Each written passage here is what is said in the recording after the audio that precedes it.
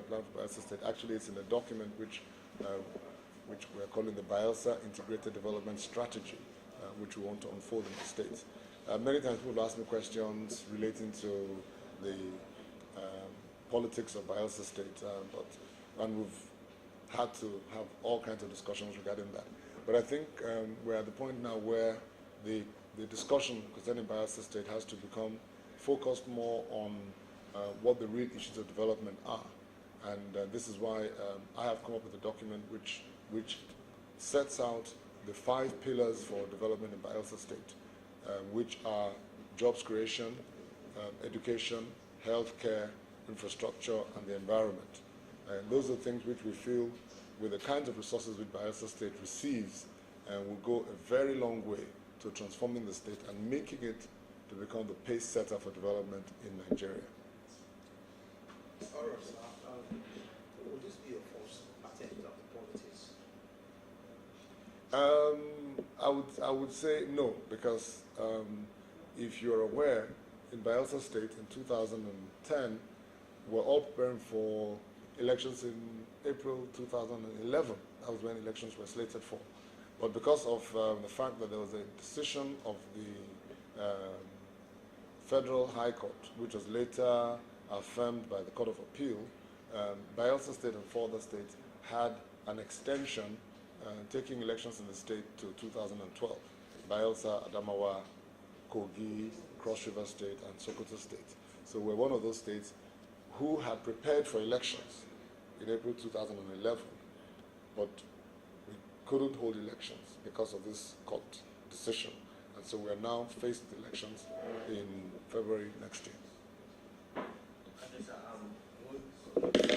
Politics in Bayelsa State and the political heavyweights that are already in the race, do you see yourself, like looking at your background, do you see yourself as qualified to also be in this race and deliver the good dividends of democracy that Bayelsans are yearning for? I think better put, what do you think gives you an edge about this so-called political heavyweights? Who are the political heavyweights? Let me ask you. Because if you're following the events in Bayelsa State, you know, people who were considered to be political heavyweights, their party doesn't seem to want heavyweights. I mean, that seems to be my reading. I mean, if I'm not a member of the PDP, but if I read what I see in the newspapers, apparently the PDP has disqualified the incumbent governor from running in the race. So that tells me, that maybe they don't even want heavyweights. Maybe they want fresh people like us who have fresh ideas to run and bring about change in the state. Because if you go by definition of heavyweight in Nigerian politics, I mean, you can't get any heavier than an incumbent governor. But the party said they don't want the incumbent governor. So that means perhaps they're looking for people like myself who are fresh, who come with fresh ideas. And that has worked in other places. When Fashola became governor of Lagos State, he wasn't a political heavyweight. But we can see what happens in Lagos State. So politics is not really about heavyweights. Politics is really about people who have ideas for change, who know what it takes to bring about the kind of change that is necessary. Let's talk about your party, the ACN. Yeah. There's no question to the fact that the ACN is a force to reckon with in the south-west of Nigeria. But in the region, in the south-south, do you think the ACN has any footing at all to win a position as big as the governorship? Let's look at it historically. In the last 8 years, Ogun State was controlled by PDP. In the last 8 years as well, Oyo State was controlled by the PDP. In the last 4 years before Mimiko, Ondo State was controlled by the PDP. In the last 2007 elections, Ekiti State and Osun State were both won by the PDP before they were overturned through the Elections Tribunal. Lagos State is the only place where ACN had unbroken rule from inception. Well, if you want to AD, then ACN. So what does that tell me? Politics is very dynamic. Edo State had also been ruled by the PDP, and Edo State had someone like Chief Anthony Aneni, one of the trustees of the PDP, as the political heavyweight, if you will. Let me borrow your term, the heavyweight, in that state. But, today, Comrade Shomele is the governor of that state on the platform of ACN. Politics is very dynamic. Things are always subject to change. Anybody who thinks that what will be, what has been, will always will, has, to think again. Because by the same token, in Bayelsa State, the will of the people, I believe, will determine. And what we are doing is to show them that ACN is a progressive party, and I'm a progressive candidate. I believe in the best interest of Bayelsans. And I believe they would look at my candidacy, they would look at the quality of the party, and they will determine for themselves whether this is the kind of change they want. Okara, sir, if you wouldn't mind, as it is right now, you agree with me that you are one of the many aspirants for the post of governorship in the state. What new things are you bringing to the table for the people of Bayelsa? What is essentially new that I'm bringing to the table for the people of Bayelsa is the determination to ensure that the dignity of the average Bayensan is restored.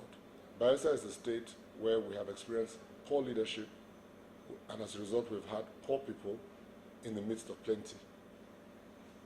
The only way you can turn it around is to ensure that you have leadership that is committed, leadership that is compassionate, leadership that feels the pain of the people, to ensure that what is abundantly available goes round and that everybody has dignity, well-being, and prosperity.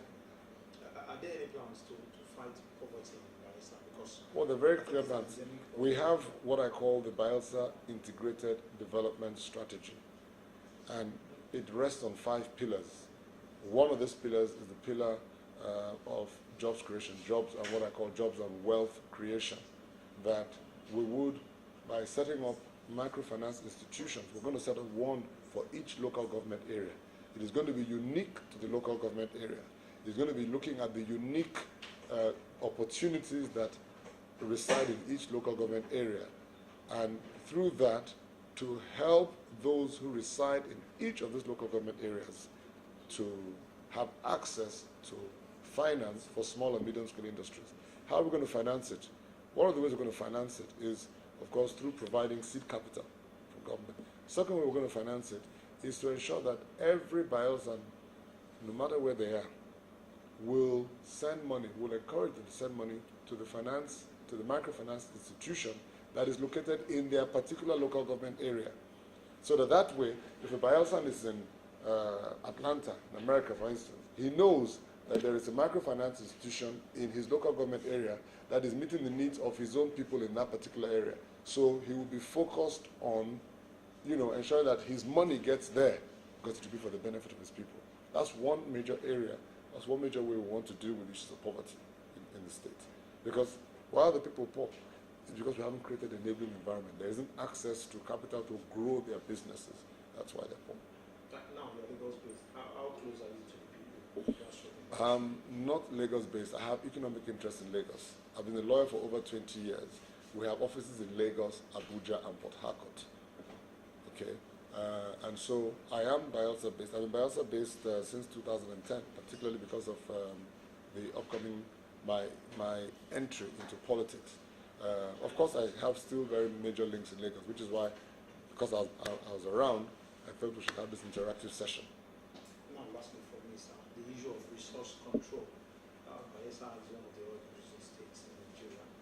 What's your take, especially now that you're aspiring to become the governor of that state? What's your take on this controversial issue of resource control? My take on resource control, I think, is best captured by a committee that was set up. It's called the Technical Committee on the Niger Delta. It was set up under the late President Yaradwa's government. They came up with a report, I believe, sometime in 2009. That report, to my knowledge, has not been made public, or has not been endorsed, or has not been put has not been implemented. Now, the import of that report, right, is that we need to go back to the principles of derivation that were operational when Nigeria started as a nation, which was 50% to the states or the region that were producing the minerals or resources that were for the common good. I think that is a good place to go back to. During the time of the military government, we moved away from that to the point where it was negligible and only came back to 13% under the President Obasanjo government.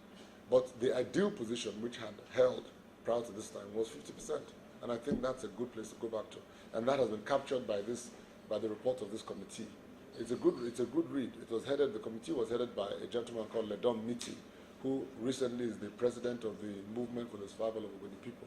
So it's a good report because he's somebody who has very deep knowledge about the issues of the Niger Delta. There's one issue bordering on Bayelsa, regarding the rural community environmental degradation. Yes. Looking at the activities of the multinational oil companies. Yes. And it feels, over the years, government has failed to fight for them, to give them a voice, to help them talk to these multinationals to take care of the environment. How effectively will your government help tackle these issues of environmental degradation? I think one of the first things we will do is that we would have a stakeholder conference with oil companies operating in the States to ensure that we agree that the standard for production must be the global standard.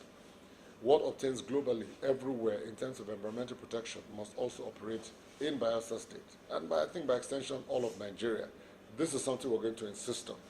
Going on from that, we would ensure that we have a very vigorous environmental protection agency that would monitor the activities of companies.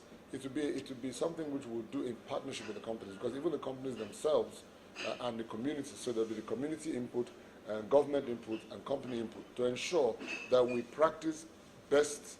We have what I call best practice, the international standards applying in the states, and where there are oil spills and so on that show that companies have been negligent, then we would apply the use of the law, as happens everywhere else, to ensure that proper, adequate compensation is paid to those communities, and in addition, that they take the measures to clean up the environment that is necessary to ensure that the environment is useful for agriculture and fishing thereafter.